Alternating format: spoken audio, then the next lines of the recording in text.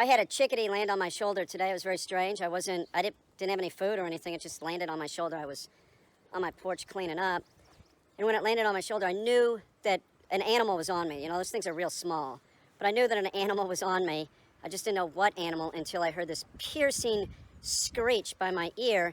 And then its partner showed up and was on the railing real close, and then they flew off. But it was one of the coolest things I've experienced in a long time.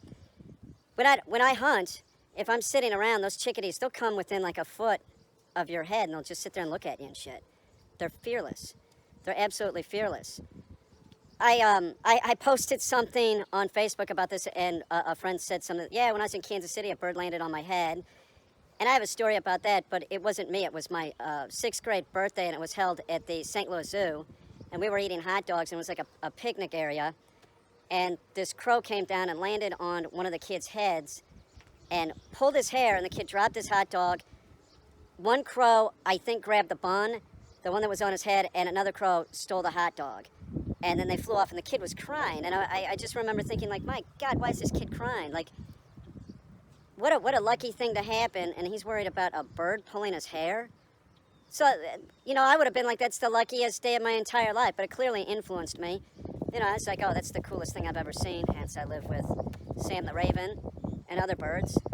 But most of the stuff there was a lot of stuff that happened in 1st grade that influenced me for the path that I've taken. Staying up late, watching Johnny Carson. I'd listen to the monologues, and I had this little reel-to-reel tape recorder, and I'd tape record them so I could listen to them again, and then I'd tape record my own monologues. That going to the Van Gogh show with my mom, I remember being there, I was going, this is the coolest looking shit I've ever seen, and thinking, I can do that, I want to do that, something like that. From that point on, I was like, you know, I wanted to be a comedian, I wanted to be an artist, and then working with my dad, like you know, with dogs, like, that was so hugely influential. You know, going hunting with my dad and dogs, any of that with my dad and dogs was very influential too. Birds, you know, those chickadees, just like, I always wanted birds as a kid. I had a small parrot. I'm just sort of reminiscing after the chickadee was on my shoulder. Thank God it wasn't a bat, you know. That's another thing that influenced me, but that was when I was like 5 years old. And my grandmother would let me watch Dark Shadows with her, and then it was terrifying. Barnabas Collins. He would turn into a bat, fly away, and drink people's blood. A bird in my house, no problem. Bats, I deal with it, but it's the one animal I think of irrationally, but not really. It's a rabies vector, and they have wings, and it's like Mango. It reminds me of my dog Mango. Bats do. They look like little tiny chihuahuas with wings. Got those little teeth. I don't know. They're not here yet. I've been out every night sort of looking to see if the bats are showing up yet. I had them in my house once, and it's a pretty horrible experience. It's all fixed, so I don't think I'll have a problem. But, man, bats? No thanks. Yeah, I know. They eat insects. So do hummingbirds, and hummingbirds don't drink your blood, okay? It just seems sort of disingenuous or something. Like there's a lot of Hollywood people that are like bringing a lot of money and doing this like high production looking shit because they got nothing better to do. And that's how I see Kiefer Sutherland making beef stew. And the beef stew that he cooks, like honestly, like are you kidding? Clearly he has never worked in a restaurant. It's fucking garbage stew. I'm sorry, I can cook. I've been a cook before, and I'm watching this guy do this, and it's just like, he's on YouTube. He's making beef stew. His beef stew sucks. And then I look at his channel, and he's getting like 110,000 views of him making a really bad beef stew. I'm at Walmart with Bear, and his mom just sent me a text that said the only time he's been in a store, he acted real wild, and everybody wanted to pet him. So it's got to go a lot different for me. I'm going in here. This is training. I'm not going to even buy anything. I'm not. This is just about Bear. You better keep your shit together, and that's it. No, sit. Here's the maniac. People are already staring at him because he's cute. Oh, he's real excited. No. Yeah, people are already giving him this look, you know, which isn't helpful. Don't look at a dog. Don't stare at a dog. Look at doing that. You're challenging the dog. You're smiling and staring at a dog. It has a service dog vest on too, but if it didn't, you still don't do that. Heel. Tail's wagging a little too fast for me. He's clearly looking for people to pet him. He is. Come on, man, let's go. Get it together, brother. Sit. No, sit. Good. Heel. Sit. No, sit. Good. Heel. Sit. No, sit. Oh, he could be doing a lot worse. Just looking around a little bit. No, you gotta calm down, dude. He could be doing worse. It's pretty good. He'll be fine. We need to do this more. Okay, so he's doing pretty good. I'm buying a rubber doormat, and I'm gonna take him over in that area and pay for it at self-checkout. He needs to behave. One item.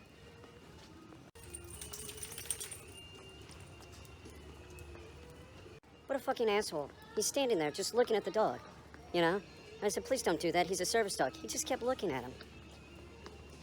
What are you doing? You're getting the dog excited. Get out, idiot. All in all, pretty good so far. Heel. Except for the dick. God, what's the matter? You don't get this? Somebody's dog is not for your personal enjoyment, okay? It's not there for you to get your oxytocin surge. Just keep walking. It's clear he has a service vest on, but he doesn't legally need a service vest, so keep walking, leave everybody's dog alone. Do you get it?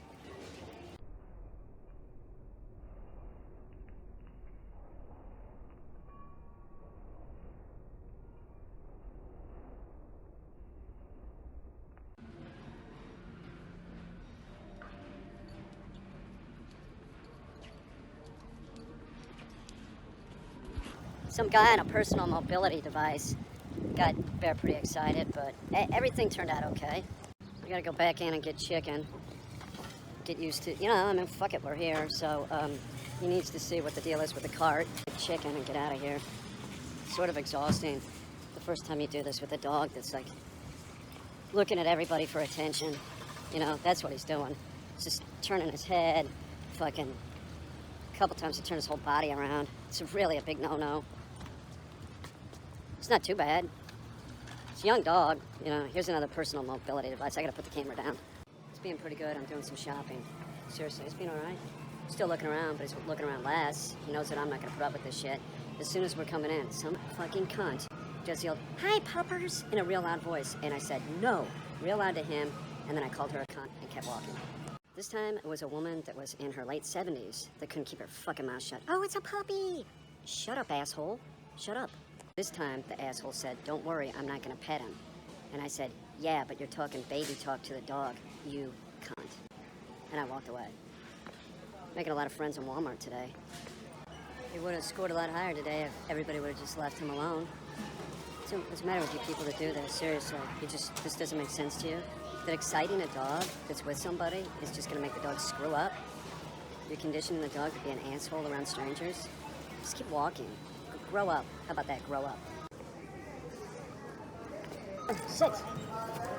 I mean, other than the assholes, it went real good. Like, if the assholes would have just left him alone and not had to make the fucking jerk off with the kid that, like, is talking baby talk to the dog and to her fucking brat that's in the stroller. I was livid. I was like, what the fuck are you doing, lady?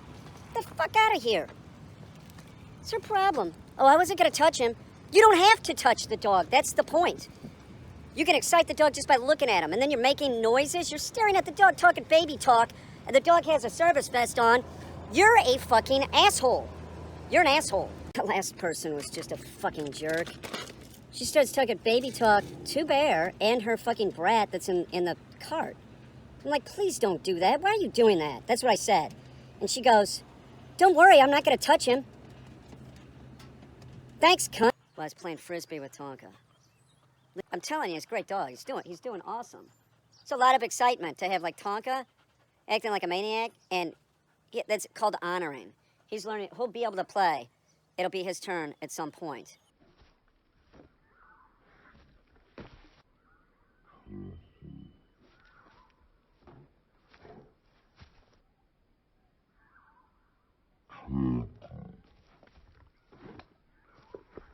Impulse control is a issue for most dogs, the younger dogs especially, a hyperactive dog like Tonka. So you have to work with the dog and make sure that they understand that they can't just do whatever they want. They're living in a human world. So one exercise that I'll do is, that's Bear over there on that tire. He has to sit on that tire, but I'm gonna throw a Frisbee to Tonka. It's going to be exciting for, you know, but he has to stay there. Now, with that said, we have been working with him with a starter pistol, and this morning he didn't have to be in a high collar. I could shoot the pistol. There wasn't too much excitement, so he's really getting this. Now, the reason why we're working so much on this is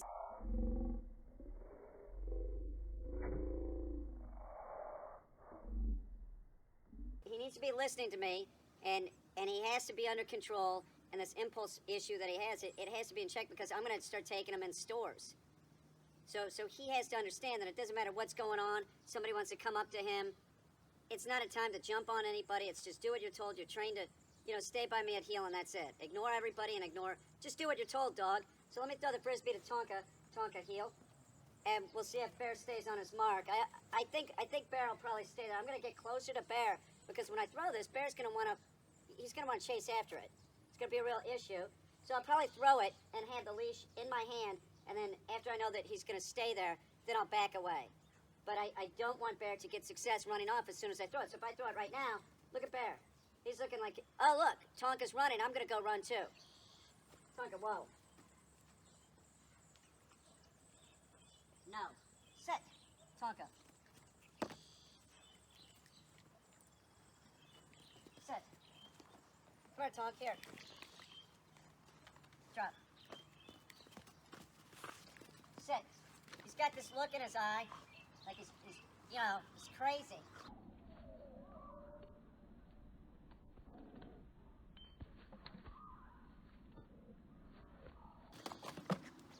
Sit, you're doing good. Another reason why we're doing this is that we'll get it. Tonka is just, as you can tell, he's not the best at catching it, but he's the best at looking like an idiot playing Frisbee. But he can't catch it, and a lot of times when I do this with the dog, it'd be great if he could catch a Frisbee. I'm not saying his mom's going to play Frisbee with him, but there's grandkids. You know, somebody might want to play Frisbee with him. Tonka's terrible. I should go get Billy the Hedgehog. Here, drop. Now drop. Tonka loves it, though. He doesn't have to catch it every time. Drop. There you go. Nice catch, Tonka. Here, drop.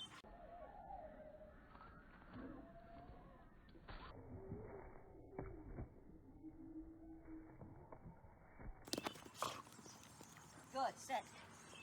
Drop. Now drop.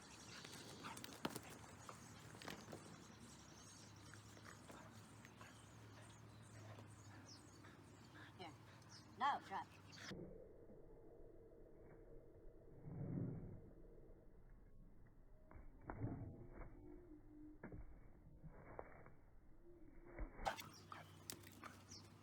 Now I'm bringing Tonka in closer, as you see. The closer Tonka gets,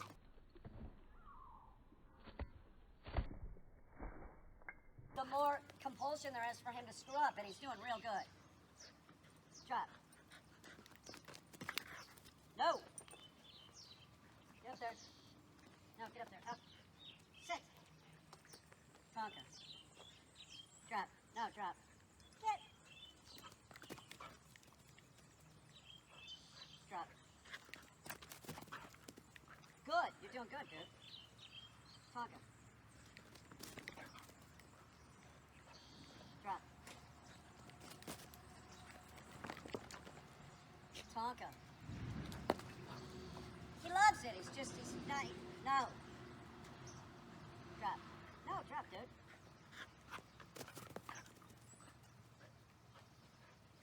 No, drop, dude. Come on, man. Tonka.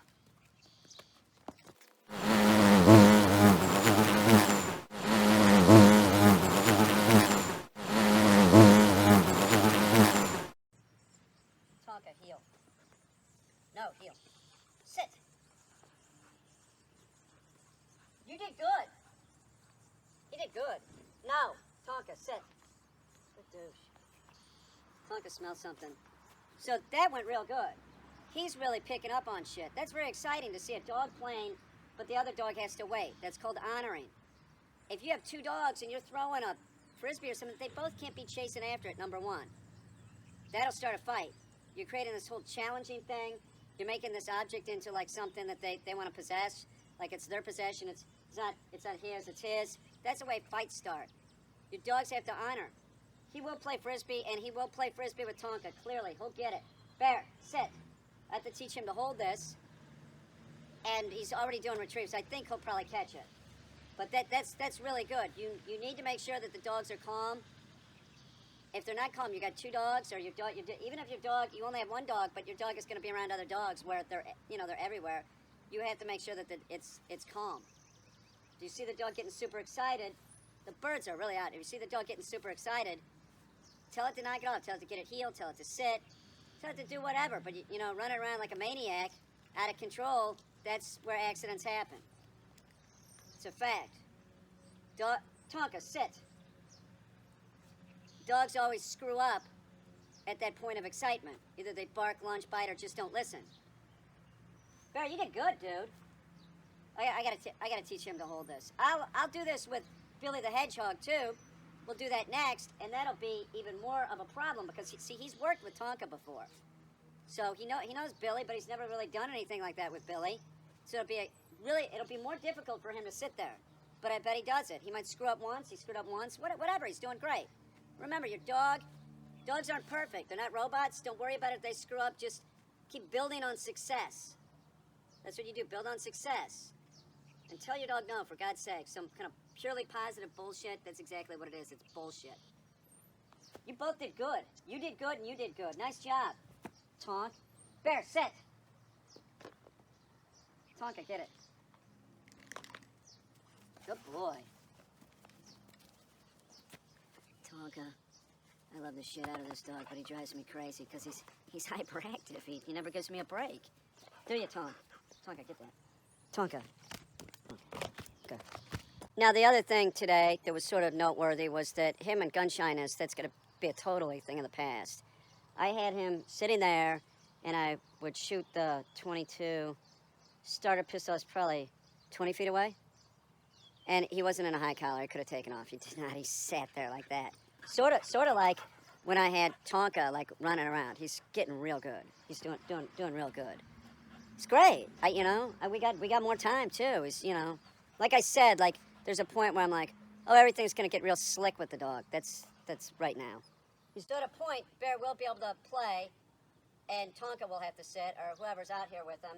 But he has to learn how to hold this. He can't hold it. So, like, if I say hold, say he's not going to even grab it. But if I have the other objects that he knows out here, he'll hold those. He'll hold them on command. So you have to go over this with the dog. And we do that the same way, pretty much. And that's just start putting it in his mouth. And he's going to try and spit it out. He's not going to like it. See? Hold. No, hold. No. Hold. Hold. Hold. It's real sloppy mouth. It's barely in there. He needs to learn how to hold this. This isn't going to be a problem. It's not. Like if I was worried about what he likes and what he dislikes, don't ever get sucked into that. I know that him catching a Frisbee is going to be one of the greatest things in his life. So I'll just keep doing it until he sees that I'm more persistent than he is. So I'll just put it in there. Hold. A little pressure underneath. Hold. The head down. Hold. Hold. Hold. Hold. Drop. And we'll get him to the point where he can hold it and walk with it. If I try and get him to walk with it right now, he won't. He'll just drop it. So it's a whole process. You gotta start backtracking. Like if I want him to do this, like my glasses or whatever, Bear, hold.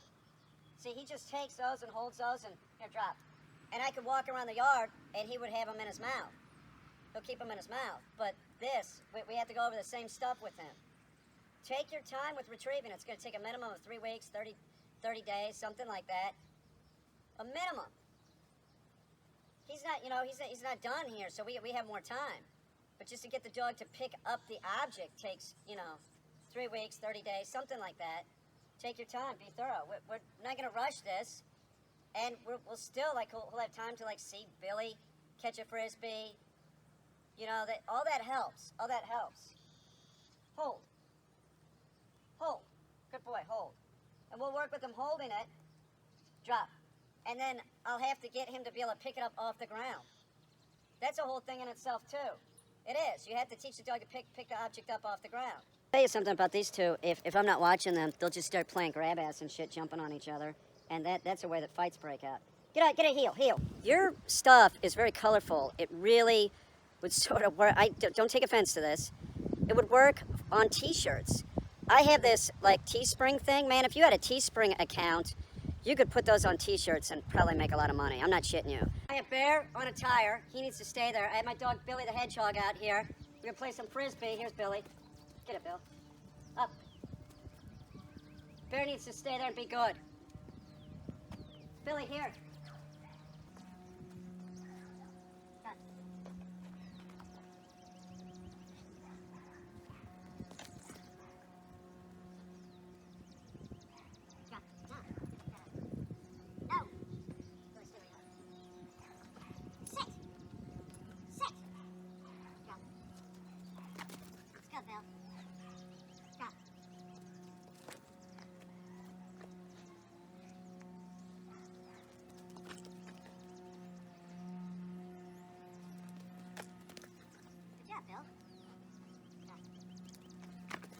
He's always gonna catch it.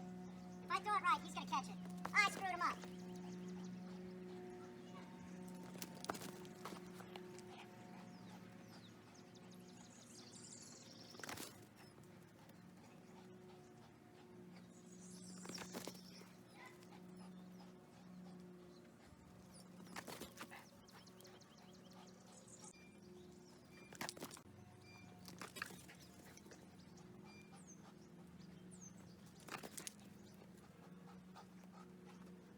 No, sit.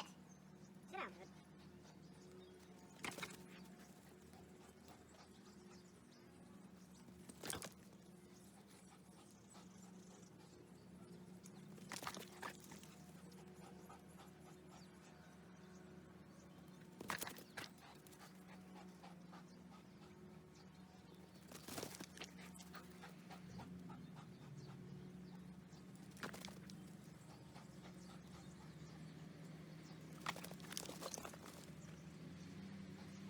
Sit.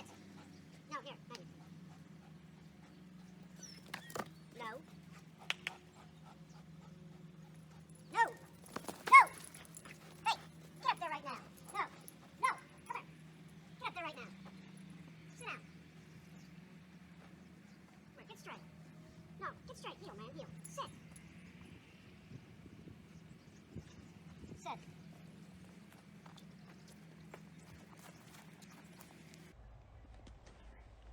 What happened there, that is what I was looking for. That's what I've wanted.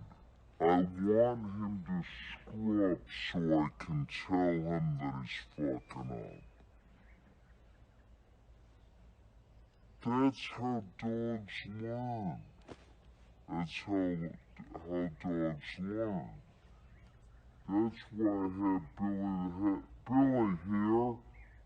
Billy, no, here. That's why I have Billy the Hedgehog with me, because Billy can cause a lot of excitement. It worked, and he's doing good. He's doing good. This is a very young dog, and it is a dog that has a lot of drive in him. In other words, like he would not be good unattended with another dog in the backyard. He starts wrestling and playing grab ass. He would start a fight, and that's a lot of dogs are like that. So when the dog's front feet start coming up, that's when you start telling the dog, to heel, sit, do whatever. That's fine. He's staying on the target. But don't let the dogs do that. That play fighting that dogs do, he's a play fighter. So this guy would love it too. But if you have a dog that you're letting them play fight like that, that's the same body language as an actual fight. So like with a human, like what's a human do that practices judo or MMA? You practice and then you fight.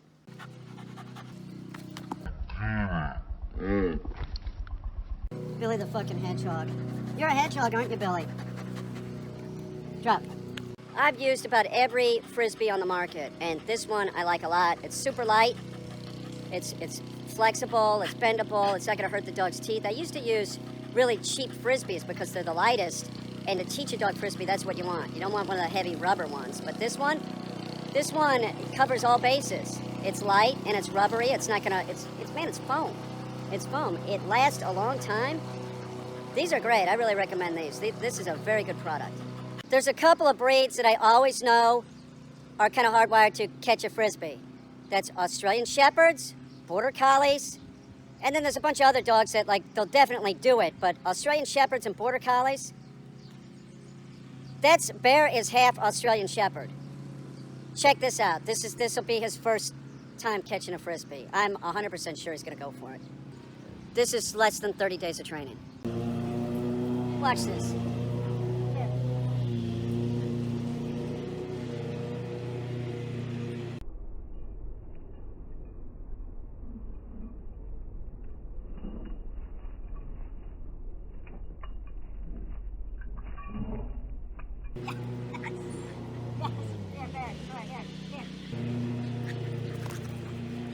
Here. Here. Come on, buddy, here. Okay, you ready? Catch it. No, drop. Drop. No. No, here. No, drop. Yes! Yes! Right. Drop. No, drop. Jump. No. What's the matter? Here, hang on. Get off of me! Don't do that. Here, hang on.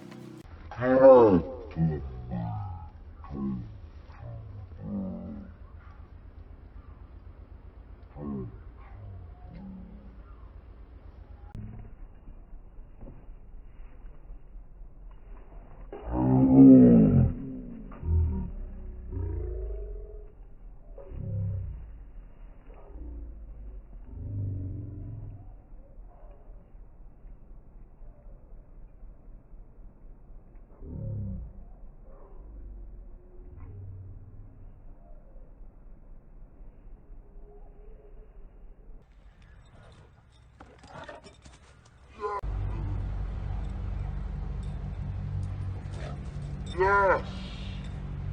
Yes! There you go, big man. Here, come here, one more time. Come on, Bear. Come on, okay, drop. No, drop. No. Drop. Okay, get it. You ready?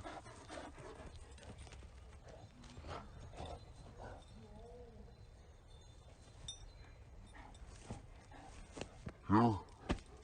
Has given me some advice that's, it's great advice, but one thing that she did tell me that I don't think is great advice is that she said, don't say you're old in a video, because when you say you're old, you look 10 years older. And I'm like, well, what the fuck? Who gives a shit? I just can't, like, I don't know. There's so much phony shit on YouTube, and that's like something that's probably true. I just passed some dude with it looked like a lab, maybe a lab mix, and he had it on a harness, and the dog was just dragging him down the road. Harnesses are for sled dogs or highly trained guide dogs. Don't put a harness on your dog and use that to walk your dog. You should be using a collar. The correction happens at the neck. The dog is just going to drag you around on a harness. It promotes pulling. It promotes bad behaviors. It's ridiculous. There's you see all kinds of owners that'll do this with small dogs. Like, they'll have the dogs on, they won't train the dog, and so they're like, well, if I have my dog on a collar, it chokes itself, because they don't want to train it, and then the dog just drags them around and has just terrible behavioral problems. If somebody contacted me and they had a dachshund, and, I would use a fucking collar, I would use a collar. I wouldn't put it on a harness. It's just it's nonsense. A dachshund could fuck up its back just jumping off a bed. That's usually how it happens. So it would just be measured corrections. Like, you don't correct the puppy with something you would correct a 125-pound super active dog, or a 85-pound super active dog, or a 40-pound man. Once it starts going down in size, your corrections, they're lessened. They're lessened. And if it's a dog that is sort of bred to be weird, like a pug or a dachshund, something like that, even more lessened, but you have a little bit of a correction. That's it. Harnesses are not a positive thing for your dog's behavior. Not at all. It's one of the worst things that you can do. Well, there's a lot of bad things that you can do. It'd be in the top 10, sure, certainly. People food, your dog sleeping in your bed, having the dog on furniture, not saying no, and not conditioning in no, so that the dog understands what no means. No means stop what you're doing. Stop what you're doing, or you're in the wrong position. And good or yes is what we use to tell the dog it's in the proper position. I've been teaching Bear to pick up keys, and we do that the same way, relatively speaking, that I teach the dog to pick anything up, is I just start putting it in the dog's mouth like this while saying hold. And then I get it to the point that the dog drop. And then I'll get it to the point where I'll say hold, and I'm just holding it out in front of them, and they'll accept it. Then I start taking the object and getting it lower to the ground. So I'll be like this, and I do this with a leash on the dog. If you're having problems with your dog and you're trying to train it, do you have a leash on it? Go put a leash on your dog. You're a good boy. You are really good. So I'll start getting lower like this. I'll go, hold. Right, drop, hold. You got it, buddy. You got it, Bear. Good job. Drop. And then now, we're going to throw it on the ground. Let's see if he picks it up. You're going to do it, right, Bear? Bear, hold. Get it, buddy. Drop. You're a good boy. Yes, you did good. You did real good. Here, there, come back here. Let's do one more. Bear, hold. Ah, you got to get it, dude. Hold. You got it. Hold. Back here at heel. Hold. Don't drop it. Hold. Very nice. Yes. Yes. Bubso. Nice job, man. Way to work, dude. Really good boy. There, here. You ready? Hold. Good boy. Heel. Drop. One more. Bear, hold. Good. Heel. Sit. Drop. No, drop, dude. Good. Good job, man. Beautiful work, dude. Heel. Bear can pick up the keys now, so he's doing a retrieve. And he's doing it. He's doing all the retrieving stuff just great. And his body language, as you see him get more confident, his tail will be up, wagging more.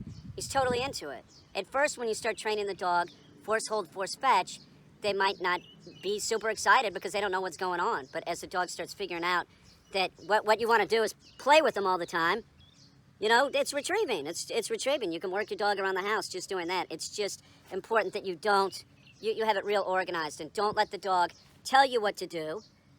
You pick the times when you're going to do retrieves with the dog, and if it's a working dog like Bear, if you drop your glasses and your dog is with you, you make sure and have that dog pick those up. Anything like that. Keys, anything like that. That way, if you're doing that with your service dog, then you're training your dog on a daily basis if you're working it as a service dog. On my YouTube channel, somebody was, saying that I'm depressed and going through a midlife crisis, and I sort of am. I'm so fucking bummed out. It just sucks. Look at this.